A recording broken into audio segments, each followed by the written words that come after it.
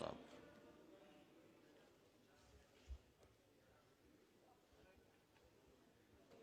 ये चलें।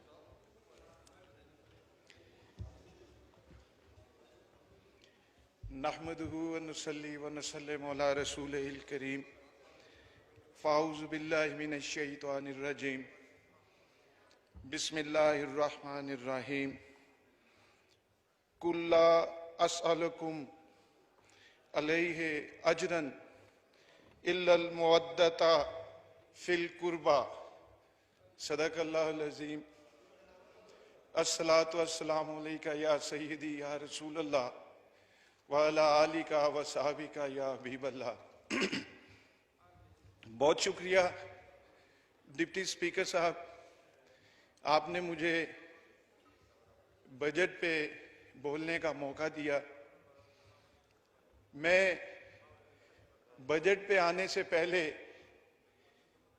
एक नहायती हसास,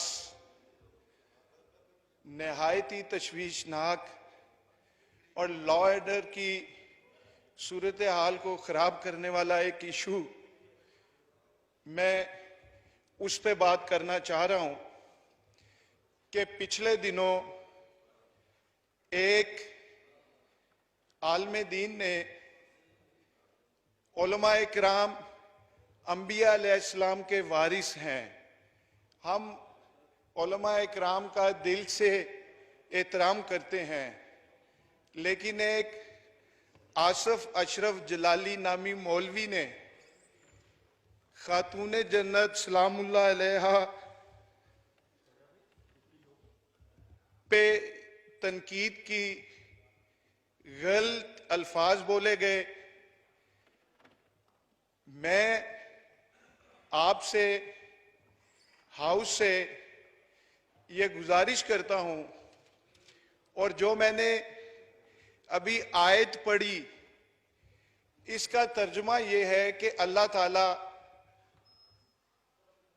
सपारा नंबर 25 में, सूरत 42 में, अशूरा सूरत में और आयत 23 में अपने नबी से मुखातब है।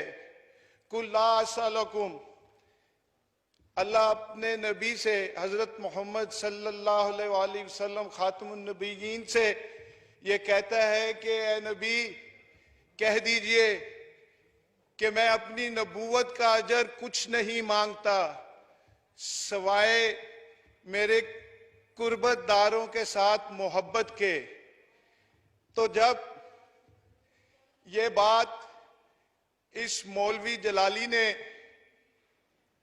पिछले दिनों जो वायरल हुई सोशल मीडिया पे, उसकी तकरीर जिसमें इसने सैयदा कायनात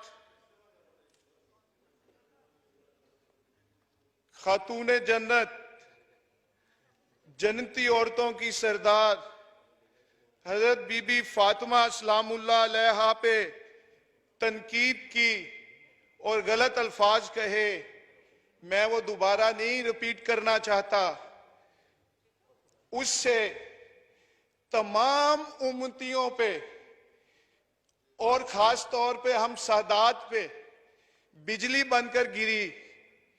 हम सब उम्मतियों के, आपके भी, इस पूरे हाउस में बैठे हुए के भी वो दिल दुखी हैं, तकलीफ में हैं, और ये चीजें इतनी ज्यादा ये अब इंतशार की तरफ फैल रही हैं कि अहले तशय्यो के उलमा अब वो उधर से शुरू हो रहे हैं, इधर से। इसको खुदारा मैं आपसे गुजारिश करता हूं कि कानून है नमूसे अंबिया का, नमूसे सहाबा का, नमूसे अहले बैत का, इस तरह की चीजें जो इंतशार का बाइस बने, इस तरह की चीजें जो आप आपस में आप यकीन माने कि मैं, आप सब मेरे से ज्यादा ईमान वाले होंगे, मैं कम ईमान वाला हूं, लेकिन मेरा दिल करता है कि उसकी जुबान में गुत्थी से खींचकर अलहदा कर दूं, वो अशारों से बात करे। जिस नापाक जुबान से उसने सैयदा कायनात सलामुल्लाह अलैहा के बारे में अल्फाज कहे, वो बोलने के काबिल ना रहे।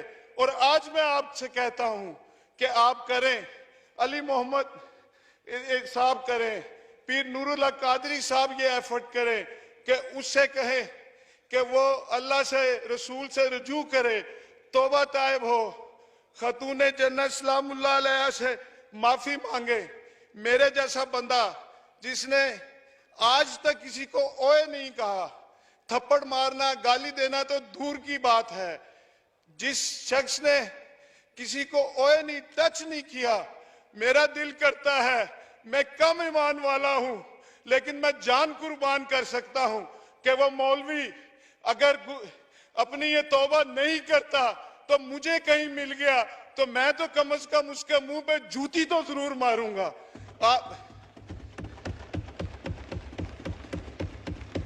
जनाब डिप्टी स्पीकर, यकीन माने मैं और तनकीद नहीं करना चाहता, मैं हुकूमती मामलात पे मतलब मैं यकीन के जी कि इन चीजों को आप प्लीज कंट्रोल करवाएं। मतलब कि जैसे खातमुन नबीयीन का लफ्ज हज फॉर्म से निकला गया, उस पर कोई नहीं हुई, दोबारा आ गया। फिर ये हमारी जो अकलीती कमीशन में वो नाम डालने, अगर उधर ही जिन लोगों ने नाम डालने की कोशिश की कादियानियों के, उनको उसी वक्त उनको अपने ओहदों से तलफ कर दिया जाता, हटा दिया जाता। जिन्होंने कैबिनेट में जिन्होंने इसका नाम डालने की कोशिश की, उनको माफी उनसे मंगवाई जाती तो ये चीजें ना होती। मेरा आपसे ये एक है कि सारे उम्मती और खास तौर पे हम सादात, हम रंजीदा हैं, हमारे दिल दुखी हैं। हम इससे पहले कि ये कोई लड़ाई झगड़ा इंतशार का ये मुल्क में बायस बने, इस पे प्लीज आपसे हाथ बांध के गुजारिश है कि इस पे आप एक्शन लें। बहुत आपका शुक्रिया। आज अल्लाह ने अल्हम्दुलिल्लाह मैं ईद के बाद से 15 दिन कोरोना का शिकार रहा। मेरी फैमिली के 10 लोग कोरोना के इस मूजी मरज में आए। मुझे अल्हम्दुलिल्लाह 13 तारीख से मैं रिकवर मैं हुआ, इसीलिए पूरी तरह बात नहीं कर सक रहा।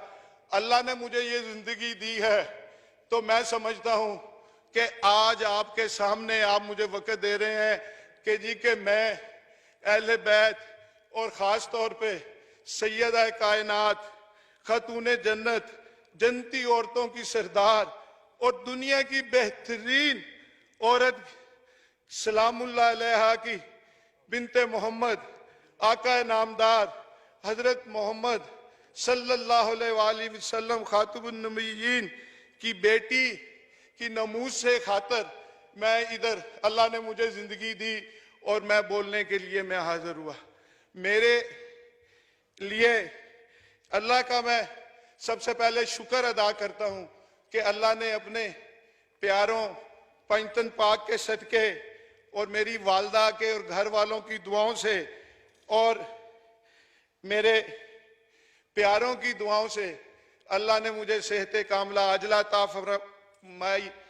और मैं अपने तमाम प्यारों का, कोलीग्स का, जिन दोस्तों, प्यारों, मुरीदों, पीर भाइयों ने मेरे लिए दुआ की और ख़ास तौर पे हमारा बीमारी के दौरान ख्याल रखा, और डॉक्टर हॉस्पिटल का और अपने भाई इमरान साले का और तमाम डॉक्टर्स और तमाम तबी अमले का मैं शुक्रिया अदा करता हूं कि उन्होंने इस मुसीबत के टाइम हमारा साथ दिया, हमारे लिए दुआ की।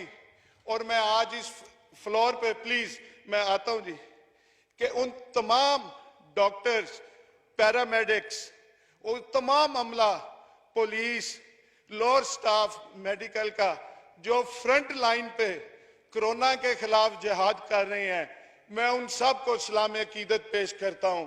सलाम पे हम सब की तरफ से सलाम। और मैं उनके लिए कि जो शहीद हो गए, अल्लाह उनके बच्चों पे करम फरमाए, अल्लाह सबके दर्जात की की बुलंदी फरमाए। मैं आखिर बात मतलब बजट पे मैं कोई मारे मुआशियात नहीं हूं, मैं उस पर एक आधा पॉइंट में बोल के मैं आपसे इजाजत चाहूंगा। बहुत शुक्रिया, आपने इस ईमानी मसले पे मुझे बात करने का मौका दिया। जनाब डिप्टी स्पीकर, अल्लाह ताला शायद इस बात के सदके आपकी क़यामत वाले दिन बख्शिश कर दे। मैं बजट पे आते हुए कि हमेशा ये हुआ कि जब बजट पेश होता है तो ट्रेजरी बेंचेस उसका तारीफ करती हैं, दफा करती हैं, कहती हैं बहुत अच्छा बजट आ गया, और ओपोजिशन हमेशा अच्छे से अच्छे बजट का उस पर तनकीद करती हैं, उसकी मुखालफत करती हैं। और लेकिन इस बजट के लिए मैं ये कहूँगा कि हमारे लीडर, हमारे कायद ख्वाजा आसिफ साहब भी तशरीफ फरमाए, मतलब इन्होंने बड़ी अच्छी गुफ्तगू फरमाई। मैं क्योंकि मारे मुआशियात नहीं हूँ, इस बजट का पता चल जाएगा 6-8 महीने का, जैसे 19 और 2020 के बजट में जो तजावीज़ आई, जो रेवेन्यू, जो टैक्स कलेक्शन आई, जो वो सब एक साल में सामने आ गई कि ना वो टैक्स कलेक्शन हो सकी, ना रेवेन्यू इकट्ठा हो सका, और महंगाई 2-3 गुना ज्यादा बढ़ गई। इसकी भी आ जाएगी। लेकिन इसमें एक चीज बस आखिरी बात करके मैं इजाजत चाहूंगा कि इसमें कहते हैं कि टैक्स नहीं लगे। टैक्स नहीं लगा जी इस हुकूमत ने। भाई जहां आपने तनख्वाहें और पेंशन नहीं बढ़ाई, वहां आपने टैक्स किस चीज पे लगाना था? टैक्स आपने पेट्रोल जो आलमी मंडी में जो प्राइसेस हो गई, उसके हिसाब से पेट्रोल तो 50 रुपए आपको कर देना चाहिए था, जो अभी 75 रुपए है। आपको बिजली की कीमतों में आपको कमी करनी चाहिए थी, क्योंकि पेट्रोल फ्यूल सस्ता हो गया। गैस के बिल डबल ट्रिपल आए, ब्लाइंड आए, वो जो रीडिंग के बगैर आए। हमारी महंगाई का ये आलम है, और आप कहते हैं कि टैक्स नहीं लगाए। मैं 6 दिन डॉक्टर, 7 दिन डॉक्टर हॉस्पिटल में रहा हूं, उधर मैं 6 दिन ऑक्सीजन पे रहा हूं। ऑक्सीजन पे मैं ये कहता हूं कि आपने अगर टैक्स कहते ना नहीं लगाए, अब तो सिर्फ एक चीज पे टैक्स लगाने वाला रह गया कि ऑक्सीजन। जो पाकिस्तानी ऑक्सीजन लेता है उसको ऑक्सीजन सरचार्ज देना, क्योंकि मैंने ऑक्सीजन की कीमत मैंने उधर भरी है। तो इधर सिर्फ अगर टैक्स रहता है लगाने वाला तो वो सिर्फ ऑक्सीजन पे है कि 22 करोड़ अवाम पे सांस लेने पे टैक्स लगा दिया जाए। बहुत शुक्रिया, बड़ी मेहरबानी, थैंक यू। बहुत शुक्रिया जी।